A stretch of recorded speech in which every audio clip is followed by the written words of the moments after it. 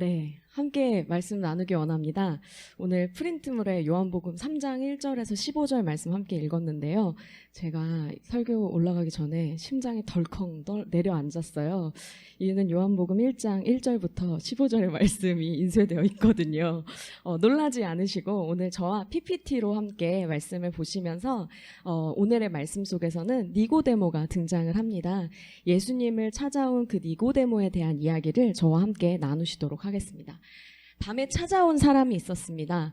캄캄한 밤, 등잔불밖에 없던 그 시절에 누군가 예수님을 찾아온 거죠. 니고데모입니다. 마음의 질문을 가지고 예수님께 찾아왔던 것 같아요. 성경 속에는 예수님을 찾아온 사람들이 참 많이 있었습니다. 종의 병을 고치려고 났던 백부장도 있고요. 영생을 어떻게 하면 얻을 수 있는지 예수님께 나와 여쭙다가 근심하고 돌아간 부자 청년도 있었습니다. 또 딸의 병을 고쳐달라며 찾아왔던 아버지도 있었죠. 오늘 찾아온 이 니고데모는 한밤중에 예수님을 찾아왔습니다. 그는 무엇 때문에 예수님을 찾아온 것일까요? 그리고 그는 그날 밤 그가 원하는 것을 예수님으로부터 얻고 돌아갔을까요? 오늘 말씀을 함께 보며 그의 행적을 따라가 보도록 하겠습니다. 요한복음의 저자는 예수님을 따라왔던 니고데모를 이렇게 설명합니다. 1절 말씀인데요. 함께 읽어볼까요? 시작. 그런데 바리새인 중에 니고데모라 하는 사람이 있으니 유대인의 지도자라. 네, 니고데모는요 바리새인이었습니다. 바리새인은 전심을 다해 율법을 연구하고 도덕적으로 깨끗한 삶을 살기 위해 목숨을 바칠 수 있는 그런 헌신적인 사람이었습니다. 제가 PPT로 이런 표를 한번 준비해 봤는데 목사님께 이 PPT 자료 다 드렸으니까 혹시 필요하신 분은 나중에 이렇게 캡처해서 자세히 보셔도 좋을 것 같아요. 성경에 예수님을 핍박한 여러 인물들이 나와요. 바리새인, 서기관들, 사두개파, 헤롯당, 열심당 이런 언급들이 있는데 사실 같은 종파는 아닙니다. 요 표에는 이 사람들이 어떠한 특징을 가지고 있었고 당시에 예수님과 어떠한 다른 생각을 가지고 있었는지를 정리한 내용인데 말씀 묵상하실 때 좀 필요하신 분이 있으면 나중에 목사님께 요청하셔서 받으시면 되겠습니다. 오늘은 다른 건 다 필요 없고 또 이 바리새파에 대한 부분을 이야기 드리려고 합니다. 율법을 연구하는 사람들이었어요. 도덕적으로 깨끗한 삶을 살기 위해 노력하는 사람이었습니다. 당시 백성들은 이 바리새인들을 굉장히 존경했습니다. 물론 예수님은 그들이 너무 율법에만 집착한 나머지 마음의 중심은 하나님께 드리지 않고 행동으로만 거룩한 척하는 것을 비판하셨지만 당대 백성들은 바리새인들을 굉장히 존경했어요. 한 사건이 있는데요. 예수님 오시기 한 63년 전쯤에 하스모니안 왕조의 왕 브루스 1세가 죽음을 맞이합니다. 아내였던 살로메가요. 남편이 죽자 남편의 동생인 얀네우스가 감옥에 있었는데 그를 감옥에서 아무 이유도 없이 꺼내고 그와 결혼을 해버립니다. 그리고 자기의 왕위를 유지하게 되는 것입니다. 이것에 대해서 많은 백성들과 사람들은 잘못됐다는 것을 알고 있었고 바로잡아야 된다는 생각도 있었지만 아무도 나서지 못했어요. 그런데 바리새인들은 이 부분에 있어서 그것이 율법에 맞지 않으며 이것이 잘못되었다고 항거를 하고요. 이 사건으로 인해서 그 당시 바리새인들은 살로메에 의해 800명이 죽임을 당하는 일을 겪게 됩니다. 이러한 사건들을 겪었음에도 바리새인들은 계속해서 반대했고요. 이 모습을 본 백성들 입장에서는 정말 바리새인들은 하나님의 말씀을 철저하게 지키려고 노력하는 사람이야 라는 긍정적인 마인드를 가지게 됩니다. 이처럼 바리새인들은 백성들에게 존경을 받는 존재였는데 니고데모도 그런 바리새인이었던 거죠. 당시에 예수님이 계시던 시대의 바리새인은 약 6천 명 정도 되었다고 해요. 그들의 종교적 행위는 율법에 의해서면은 정말 100% 완전하고 흠이 없고 순결한 자들이었다고 알려져 있습니다.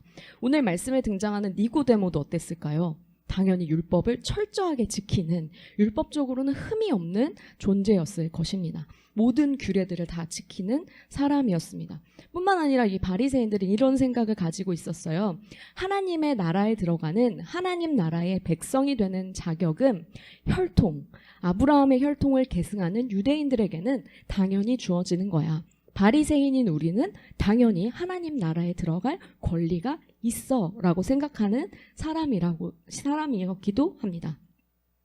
두 번째, 성경에서 말하는 니고데모의 특징, 유대인의 지도자라고 말씀을 하고 계시네요. 네, 니고데모는 유대인의 관원이었습니다. 유대인의 지도자라고 번역된 이 아르코는 왕, 통치자라는 뜻을 가지고 있거든요.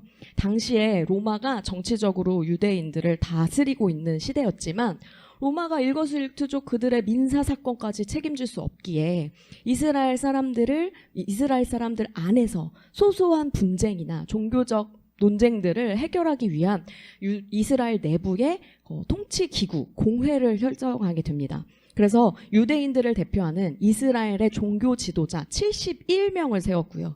이 71명은 사내들인 공회라는 이름을 가지고 여러 가지 소소한 백성들의 민사사건 혹은 종교적인 분쟁들을 조율해 나가는 역할들을 감당했습니다. 그러니까 바리새인이자 또 유대인의 관원, 이 지도자였던 니고데모의 사회적 위치 여러분들이 대충 아시겠죠? 71명 중에 1명이었던 거예요. 그런 그가 예수님을 오늘 밤 찾아오게 된 것이죠. 요한복음은 특별히 그가 예수님께 밤에 찾아왔다고 이야기를 합니다. 제가 거기는 PPT를 안 넣었네요. 2절에 그가 밤에 예수께 와서 이르되라고 밤에 예수께 와서 이르되라고 기록되어 있습니다. 밤에 찾아왔다. 이 밤에 찾아왔다라는 부분에 대한 의견이 다양한 견해들의 학자들의 생각들이 있어요. 어떤 학자는 이렇게 얘기합니다. 아마 바리새인인 니고데모는 당시의 바리새인들은 예수님을 반대하고 싫어했으니까 자기 사회적 위치 그리고 타인들의 눈치 주변에 나를 예수님을 따르는 사람처럼 오해하면 어떡하지? 하는 두려움 때문에 사람들이 안 보이는 밤에 찾아왔을 것이다 하는 입장도 있고요. 또 분주한 낮 시간에 낮에는 예수님 찾아오는 사람들이 너무 많으니까 예수님하고 긴밀히 대화하고 싶은데 밤의 시간을 내서 찾아가면 예수님과 좀 더 다른 사람의 방해를 받지 않고 길게 대화할 수 있지 않을까 해서 찾아왔다고 생각하는 분들도 있고요. 또 당시에는 밤늦게까지 율법을 가지고 논쟁하던 바리새인들의 문화가 있었다고 해요. 그래서 그 랍비들의 관례를 따라서 니고데모가 밤에 왔을 것이다 추정한 사람도 있고요. 또 마지막으로는 요한복음 저자가 니고데모가 밤에 왔다는 사실을 밝힘으로써 예수님을 찾아온 니고데모의 영적 상태가 밤이었다. 이런 이미지들을 우리 읽는 사람들로 하여금 느낄 수 있게 하기 위해서 밤에 찾아왔다라는 표현을 썼다고 합니다. 이러한 견해들을 참고해서 우리는 이 말씀을 깊이 있게 묵상을 할 수 있겠죠. 정확하게 왜 밤에 왔는지가 기술되어 있지 않기 때문에 우리는 이걸 단언할 수는 없겠습니다. 그런데 밤중에 예수님을 찾아간 니고데모는 자신보다 어린 예수님께 지금 이렇게 이야기합니다.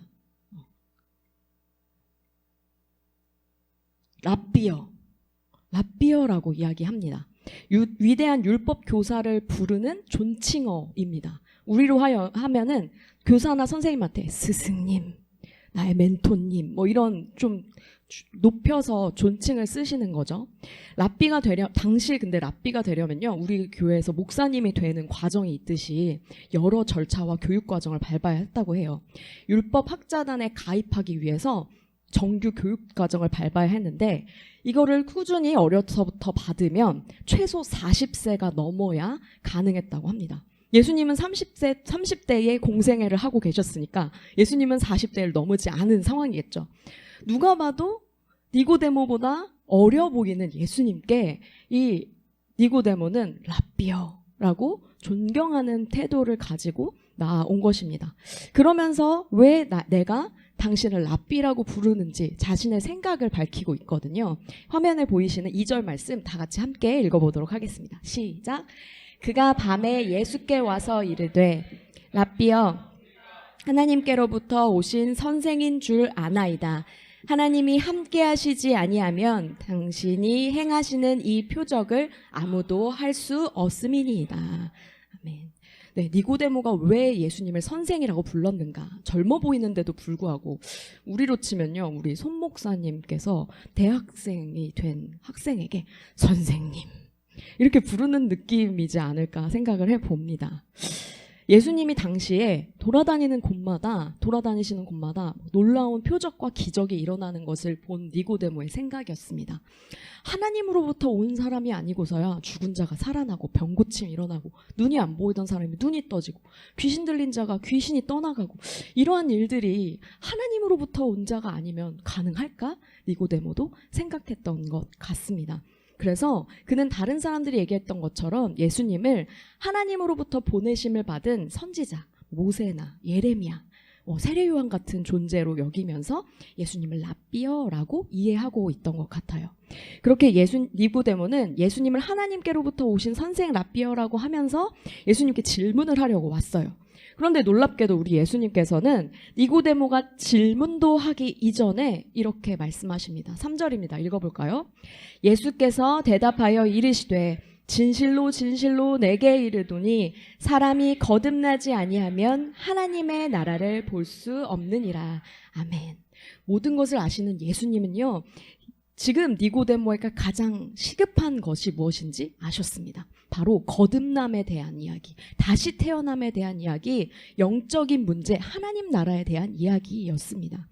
니고데모도 하나님 나라에 대한 질문을 가지고 있었던 것 같긴 해요.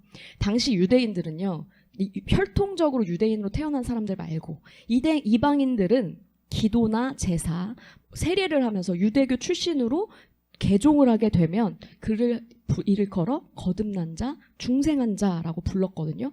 근데 뼛속부터 유대인인 이 니고데모에게 너가 거듭나야 돼, 너가 중생해야 돼, 이방인들처럼 그렇게 해야 돼 라고 예수님이 말씀하시니까 너무 황당하겠죠. 난 당연히 하나님 나라 들어갈 백성이라고 생각해 왔는데 예수님이 나도 이방인들처럼 중생해야, 세례와 회개를 해야, 내가 어떠한 일련의 과정들을 거쳐야만 하나님의 나라를 들어갈 수 있다는 존재야? 왜 이렇게 말씀하시지? 의문을 가지고, 엄청난 물음을 가지고 예수님께 다시 물어봅니다. 니고데모가 이르되 사람이 늙으면 어떻게 날 수 있사옵나이까?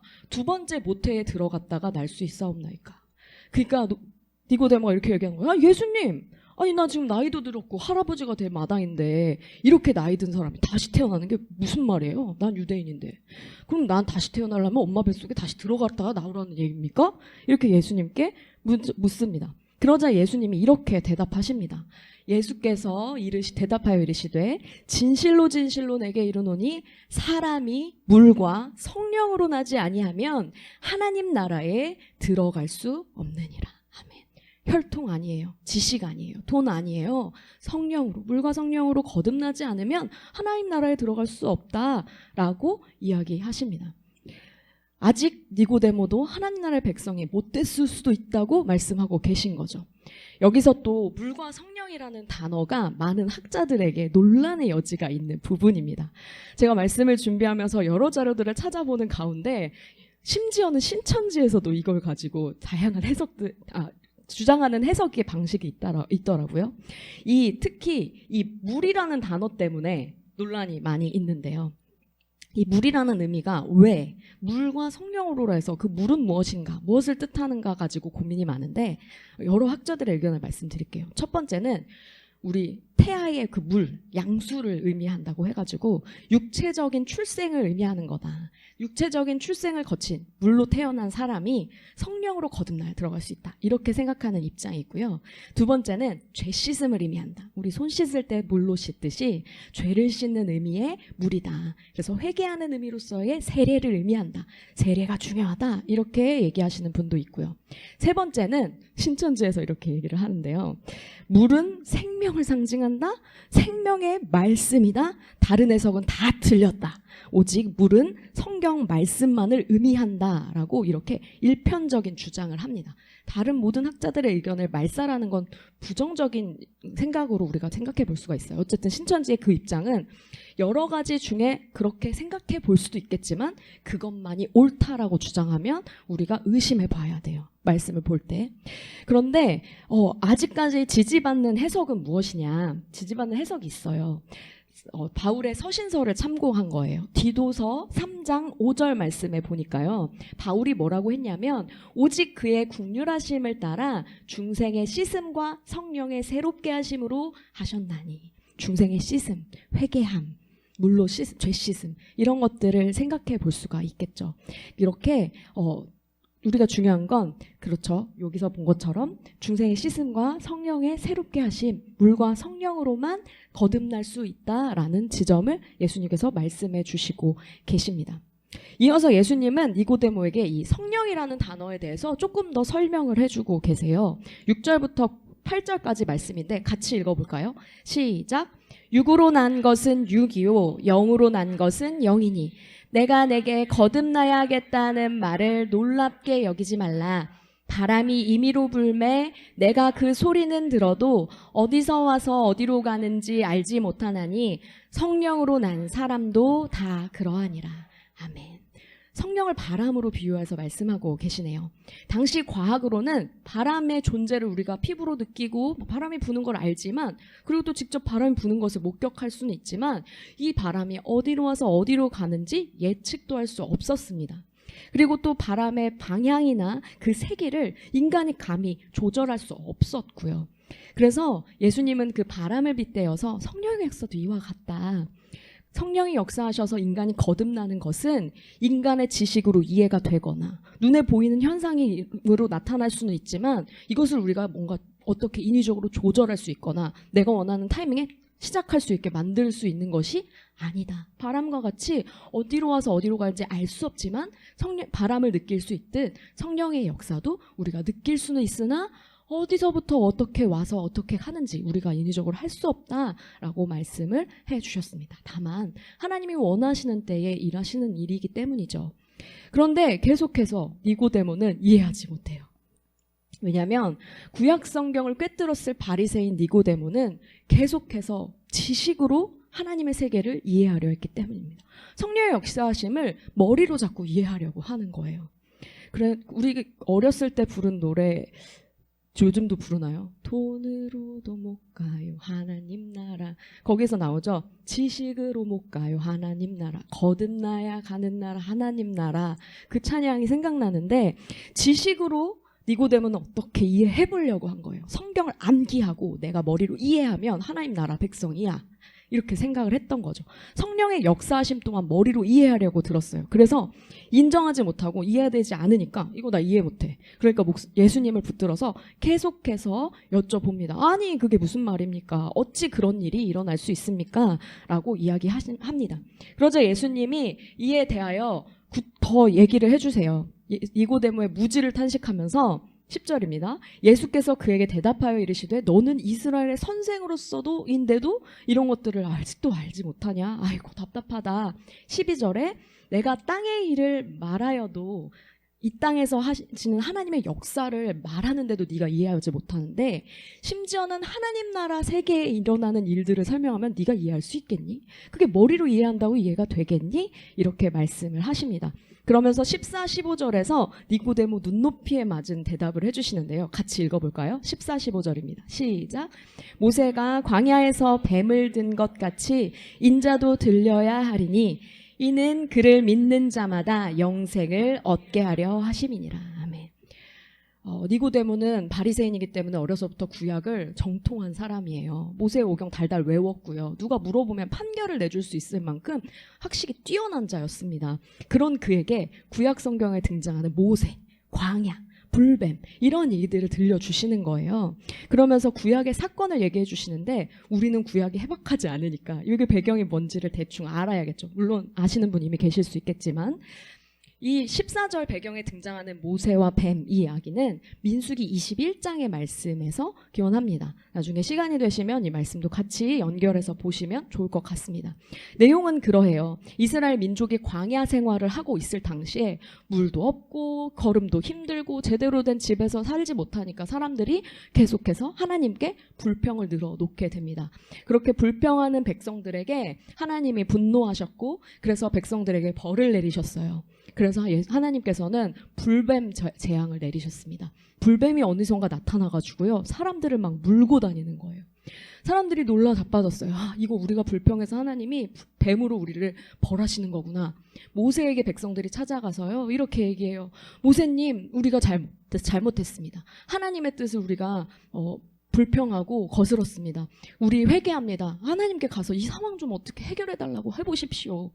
모세가 하나님께 기도를 했고요. 하나님께서는 그 방안, 독사에 물린 사람들이 나을 수 있는 방안을 알려주셨는데 그것이 지금 이 그림에 보이시는 장대 위의 높이, 노수로 된 뱀, 구리로 된 뱀을 이렇게 만드는 거예요. 우리를 물었던 뱀에 닮은 그거를 장대에 달아가지고 놓고서는 그거를 보는 사람마다 나을 것이다 라고 하셨거든요. 모세는 하나님의 말씀대로 높은 곳에 백성들이 볼 수 있게 장대 위에 놋뱀을 만든 것을 달아두었습니다. 그것을 본 자마다 살았습니다. 반대로 그게 뭐야, 놋뱀 본다고 낫겠어? 의심하고 집안에 나오지 않은 사람들은 결국 그 독사의 독 때문에 죽게 됩니다. 이 사건을 예수님이 말씀하시면서 이야기하시는 거예요. 예수님이 이 놋뱀과 같이 십자가에 달려야 할 것이다. 십자가에 달린 예수를 바라보고 믿는 자는 구원함을 얻을 것이고 십자가에 달린 예수 그리스도를 믿지 않는 자는 구원받지 못할 것이다 라고 예언해 주신 것이죠. 십자가에 달리신 예수님을 미리 드라마 복선처럼 예수님이 말씀해 주시는 장면입니다. 과연 이 대화를 통해 똑똑한 우리 니고데모, 예수님의 말을 다 이해할 수 있었을까요? 성령으로 난 자, 거듭남을 입은 자가 될 수 있었을까요? 지금도 성지순례를 가면요, 이 모세를 기념하는 교회가 느보산에 있거든요. 거기에 정말 커다랗게 이 장대에 걸린 뱀을 형상화해서 이렇게 해놨습니다. 혹시 기회가 되신다면 저는 제가 청년들이나 중고등학생들에게 수능 끝나면 알바 모으면 어디 유럽이나 동남아 이런 데 가지 말고 성지순례 가라고 그렇게 얘기를 하고 다니거든요. 꼭 가서 눈으로 보시고 말씀이 진짜 살아 역사한 사실임을 한번 경험해 보셨으면 좋겠어요. 너무 추천드립니다. 자, 우리가 한번 생각해 보자고요. 이날 니고데모는 예수님과의 대화를 통해 다시 거듭남을 경험했을까? 자, 여기까지의 상황을 잘 정리해 볼게요. 예수님은 하나님의 아들로 인정하기 어려운 위치에 있는 니고데모가 주변에 바리새인, 서기관들, 사두개파 이런 사람들이 많아요. 내 친한 친구, 엄마, 아빠 모두 다 예수님을 반대하는 입장에 있는 사람들의 공동체로 주변이 둘러싼 이 니고데모 입장에서 예수님께 낮에 찾아오기 참 어려웠단 말이죠. 심지어는 사람의 눈이 의식이 돼서 밤에 예수님을 찾아간 그였습니다. 심지어는 그의 주변에 있는 사람들은 예수님께 막 사람을 보내가지고 많은 사람들 앞에서 예수님 망신시키려고 난처한 질문을 하기도 하고요. 모여가지고 예수님 잡아와, 예수님 벌하자, 이런 거 꿰는 사람들이 주변에 많이 있었는데 그런 니고데모는 그럼에도 불구하고 마음의 질문을 가지고 예수님께 찾아왔단 말이에요. 근데 예수님께 질문을 하기도 전에 예수님의 말을 하나도 이해하지 못하는 거예요. 나는 지식으로 뭔가를 이해하려고 하는데 안 돼요. 그러는 상황 가운데 있습니다. 무지의 상태로 요한복음 저자가 노렸던 것처럼 밤중에 그 상태가 어찌 보면 니고데모의 상태였던 거죠. 그런데 그 무지의 상태였지만 그 있는 모습 그대로 나아갔고 예수님께 궁금한 거 계속 물어봅니다. 이해되지 않지만 계속 이해하려고 노력하는 모습을 볼 수가 있습니다. 근데요, 니고데모만 생각하지 말고 우리도 한번 생각해 보자고요. 우리도 그런 날이 좀 있지 않으십니까?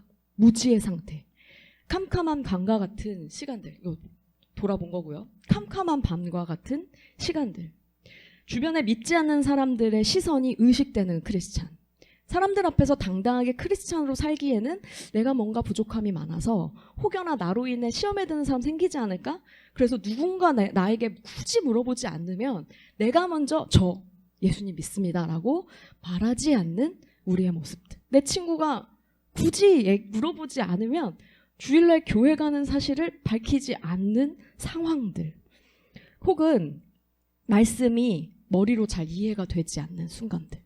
손 목사님이 말씀을 막 전해주시는데 성도님들 다른 분들은 다 이해하는 것 같은데 나만 이해가 못하는 건가? 지금 나만 어려운가? 이런 순간들이요. 나도 말씀을 해박해서 다른 사람들한테 말씀을 가르쳐주고 싶은데 나는 말씀을 읽으면 읽을수록 모르는 것만 나온다 느껴지는 순간들 있지 않으십니까?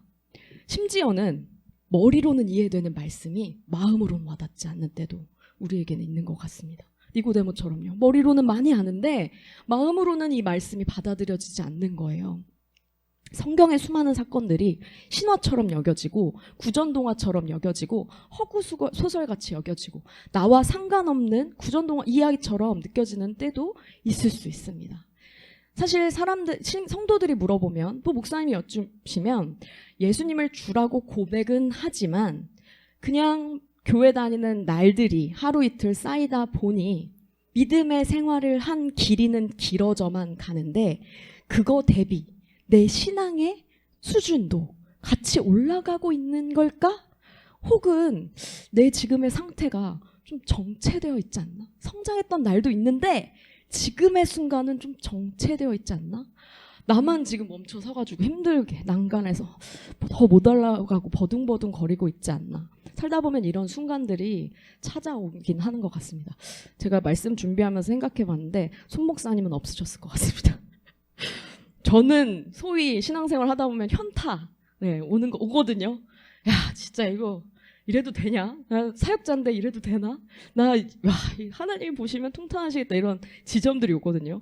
계속 성장 발전하고 싶은 마음도 있지만 자꾸만 게을러지고 나태해지고 시험에 들고 기도해야 되는 거 알면서 기도하기 싫고 이런 순간들이 찾아오거든요. 영적 무지 상태 오거든요. 저는 말씀의 그 위인들을 보면서 제 이름이 드보라인데도요. 저는 말씀의 위인들을 보면서도 그런 생각을 하곤 합니다. 예수님을 만난 후 인생이 싹 바뀐 바울처럼요. 혹은 용감했던 여호수아나 갈렙처럼요. 뭐 가는 곳마다 부흥을 일으켰던 베드로처럼 멋지게 살고 싶은 마음이 있지만 내 현실은 그렇지 않아. 예수님을 믿는 사람이라면 구원받은 사람이라면 그래 그렇게 바울처럼 단번에 변화하진 못해도 하루하루 조금씩 자라났다 보면 뒤돌아서 딱 봤을 때 나는 완전한 사람이 되어 있어야 될 것 같은데 아직도 여전히 크고 작은 일에 화나고 막 너무 우울해하거나 말로 여전히 죄짓고 나 때문에 상처를 받는 사람이 생기고 실수 안 하려고 애썼는데 또 실수를 하고 있고 다른 이들을 정죄하고 있고 불평하고 있고 어떠한 일에도 염려 근심 불평 안 했으면 좋겠는데 이미 한탄을 하고 있고 제가 이 말씀을 보면서 자 니고데모는 캄캄한 밤중 오리무중 상태 우리의 상태는 뭐 지금 안 그러신 분들도 혹은 살다 보면 또 이런 날이 올 수도 있으니까요. 우리의 신앙은 어디쯤 와 있는 걸까 생각을 해보기를 원합니다. 그런 우리에게 예수님이 이렇게 얘기하십니다. 육으로 난 것은 육이요 영으로 난 것은 영이니 바람이 임의로 불매 내가 그 소리는 들어도 어디서 와서 어디로 가는지 알지 못하나니 성령으로 난 사람도 다 그러하니라. 우리의 믿음이 자라가고요. 내 마음에 담대함이 생기고요. 예수를 주로 고백한 사람답게 삶의 열매를 맺으며 살아가는 삶은 영적인 영역이라는 거예요. 그래서 성령으로만 가능하다고 말씀하시는 거죠. 나의 지식이 아닌 나의 힘으로 아닌 나의 노력이 아닌 성령의 역사하심으로만 가능한데 다만 우리는 그 성령의 바람이 어디로 와서 어디로 가는지 알지 못할 수도 있다고 말씀해 주십니다. 그런 거로 이 말씀을 의지해서 우리가 알지 못하고 느끼지 못함에도 성령님은 예수를 주로 고백하는 우리의 삶에 지금도 일하시는 줄 믿기 원합니다. 아멘. 오늘 본문에서 밤의 사람 육의 사람이었던 이 니고데모가 인간의 지식과 율법에 행위만 쫓던 사람이었는데 예수님을 만난 이후 어떻게 됐는지 성경에 나와요. 이 장면에서는 끝이에요. 이게 끝이에요. 그런데 놀랍게도 요한복음 내에서 니고데모가 2번 더 등장합니다. 요한복음 7장에 한번 나오고요. 또 19장에서 한번 나옵니다. 그 밤에 찾아왔던 그때 그 사람 니고데모가 어떻게 변했는지 변하지 않았는지 한번 그 모습을 보도록 하겠습니다. 두 번째 등장하는 니고데모의 장면은 요한복음 7장입니다. 대사장들과 바리새인들이 아랫사람들한테 예수님 잡아오라고 얘기해요. 근데 예수님을 잡아오지 않고 빈손으로 돌아옵니다. 그러니까 바리새인들이 막 뭐라고 하는 거예요. 야 너네도 예수라는 자에게 미혹됐느냐? 예수님께 미혹되는 자는 율법에 무지한 자요 멍청한 자다. 저주받을 인간들이다 라고 예수님 편에 설 것 같은 사람들을 막 혼내는 장면입니다. 이때 사람들의 시선을 피해 밤중에 찾아왔던 니고데모가요 50절 51절에서 이렇게 얘기합니다. 같이 읽어볼까요? 50절 51절 시작. 그 중에 한 사람 곧 전에 예수께 왔던 니고데모가 그들에게 말하되 우리 율법은 사람의 말을 듣고 그 행한 것을 알기 전에 심판하느냐? 뭐라고 얘기하냐면요. 니고데모가 벌떡 일어나서 이렇게 얘기하는 거예요. 예수가 뭐라고 하는지 직접 만나서 들어보지도 않고, 아니 우리 율법을 믿는 사람들이 예수를 들어보지도 않고 우리 멋대로 심판하는 것이 율법적으로 옳습니까? 이렇게 얘기를 하는 거죠. 숨어있던 니고데모가 대제사장들과 바리새인들 앞에서 예수님 편에 서서 외치고 있는 장면입니다. 그러니까 바리새인들이 열받아가지고 이렇게 얘기해요. 야, 네 예수란 자가 너의 고향 사람이라도 되냐? 왜 이렇게 편들어? 이렇게 얘기를 합니다. 니고데모의 작은 발언이었을 수 있지만 우리는 밤중에 찾아왔던 자가 많은 사람들 앞에서 당당하게 예수님의 편에 서서 말을 하는 것을 보고 그의 변화가 느껴질 수 있겠습니다. 이 담대함은 성령의 역사하심으로 온 것이 아닐까 생각을 해볼 수 있겠죠. 세 번째 장면은 요한복음 19장입니다. 요거 설명을 좀 하고 넘어가야 되겠네요. 예수님이 밤중에 니고데모에게 말씀하셨던 것처럼 장대의 노뱀처럼 예수님이 결국 십자가에 달리셨습니다. 말씀을 니고데모가 처음 들었을 당시에는 이해 못했을 수 있어요. 니고데모가. 이거 뭔 소리야? 노뱀? 뭐? 달린다고? 뭔 소리야? 이렇게 생각했을 수 있는데 이 십자가를 딱 보게 되었을 때 니고데모는 어떤 생각을 했을까요? 그때 그거 이런 생각하지 않았을까요? 요한복음 19장 39절을 보면 니고데모가 예수님께 이렇게 나오는 장면이 나와요. 이 장면은 예수님이 이미 십자가에 달려 죽으셨고요. 이제 예수님의 제자들이 빌라도에게 허락을 구해서 예수님의 그 시신을 가져다가 장례를 치르려고 하는 장면입니다. 39절에 보니까 이렇게 돼 있어요. 일찍이 예수께 밤에 찾아왔던 니고데모도 모략과 침향 섞은 것을 100리트라쯤 가지고 온지라. 그리고 유대인의 장례 법대로 향품과 함께 예수님을 세마포로 감싸고 장례를 치르는 장면이 나옵니다. 예수님이 돌아가시고 그 시신을 가져다가 장례를 치르는 그 상황에서 니고데모가 예수님의 장례를 위해 귀한 것들을 가져온 장면이죠. 우리는 이 모략과 침향 100리트라가 어느 정도인지 가늠이 안 되잖아요. 어떤 목사님이 설교에서 이거에 대해서 이렇게 얘기하시더라고요. 이게 금액으로 환산해보면 미니멈으로 잡아보면 지금 시세에서 수천만 원, 맥시멈으로 잡으면 억대 금액을 붙일 수 있는 물건이었다고 해요.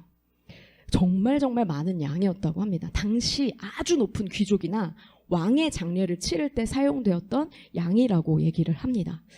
니고데모는 자신의 일생에서 가장 큰 물질을 예수님을 왕과 같이 여기며 장례 예식에 필요한 물품을 준비했던 것, 예수님을 주로 시인하지 않고서는 할 수 없었던 일이지 않을까 생각해 볼 수가 있겠습니다.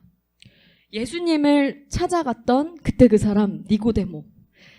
첫 번째 그의 연약함은 사람들의 시선을 의식했고요. 그의 나약함은 성령으로 거듭난다는 사실을 머리로 이해하려고 해서 도저히 납득이 되지 않고 반문하는 일을 반복해야 했습니다.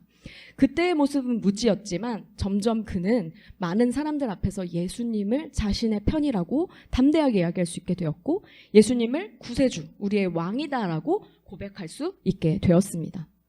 사회적으로 뛰어난 위치에 있었지만 하나님 나라에 들어가는 것에 대해서 알지 못했던 니고데모의 이러한 변화는 니고데모가 잘나서가 아니라 성령의 일하심이라는 사실, 어디로 와서 어디로 간지 알지 못하는 그 성령의 일하심이라는 사실을 우리가 굳건하게 믿어야겠습니다. 우리의 영도 마찬가지입니다. 네. 있는 모습 그대로 예수님께 나아가는 게 중요합니다. 그리고 우리가 지금은 스스로 연약하고 무지하다고 느낄지라도 괜찮아요. 성령님이 앞으로 우리를 어떻게 바꾸고 일하실지 잘 느껴지지 않는다고 해도 괜찮습니다. 왜요? 분명히 성령님은 일하시니까요. 니고데모에게 그렇게 하셨던 것처럼. 우리 이렇게 고백할까요? 분명히 성령님 일하십니다. 시작! 분명히 성령님 일하십니다. 그럼 이번엔 옆에 분에게 이렇게 해볼까요? 지금도 성령님 일하십니다. 지금도 성령님 일하십니다. 마지막으로 앞으로도 성령님 일하십니다. 앞으로도 성령님 일하십니다. 아멘. 나의 삶에요. 나의 가정에, 나의 사업장에, 이 교회 가운데, 우리의 문제 가운데 이제껏 일하신 성령님이 지금도 일하시고 앞으로도 일하실 것을 생각하면 그 문제만은 우리 딸내미도 잘 어떻게 변할지 기대가 되시겠죠. 우리 가정의 형편도 어떻게 변화할지 기대가 되시죠? 성령님이 일하시고 계시다는 사실을 신뢰하며 소망 가운데 기대함으로 살아가는 우리 모든 행복한 우리 교회 되시기를 소망합니다. 기도하겠습니다. 우리를 향한 하나님의 말씀입니다. 육으로 난 것은 육이요 영으로 난 것은 영이니 바람이 임의로 불매 내가 그 소리는 들어도 어디서 와서 어디로 가는지 알지 못하나니 성령으로 난 사람도 다 그러하니라. 우리가 다 이해하지 못할 때에도 말씀하시는 주님 감사합니다. 그때 그 사람 니고데모도 믿음의 성장 이루었듯이 우리의 영도 성령 안에서 지금도 자라가고 있음을 믿습니다. 어디로 가야 할지 갈 바를 알지 못할 때에 주님께 나아가게 하시고 끝끝내 우리를 그리스도의 장성한 분량에까지 이르게 하옵소서. 우리를 통해 주여 영광 받으옵소서. 예수 그리스도의 이름으로 기도합니다. 아멘.